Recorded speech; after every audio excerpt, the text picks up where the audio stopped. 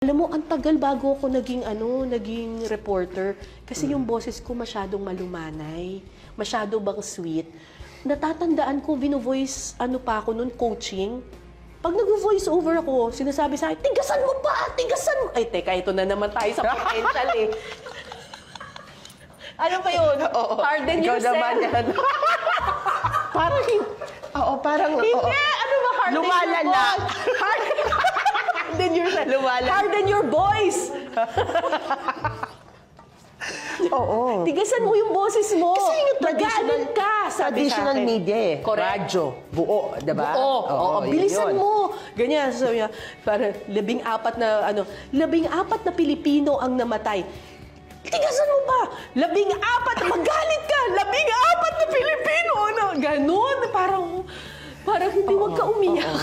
Ganon. Kasi kailangan matigas. Just hindi talaga siya bagay sa akin. So, sabi ko, magsusulat na lang ako for other people because hindi kaya ng boses ko. And then, nag-evolve yung media. Nag-evolve siya.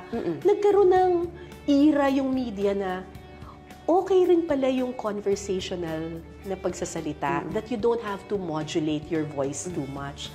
And yun yung, sabi ko, ay salamat po, nagkaroon ng ganitong trend na hindi kailangan matigas lagi yung boses. Hindi sila nai-intimidate. Feeling nila kinakausap ko lang sila. Correct. So, sabi ko, ay, meron na akong puwang. Nagkaroon ako ng puwang kasi inaccept na ng mga tao na yung mga journalist, hindi kailangan well-modulated yung boses.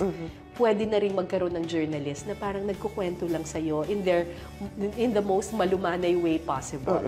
So sabi ko, ay salamat, pwede na akong magkwento.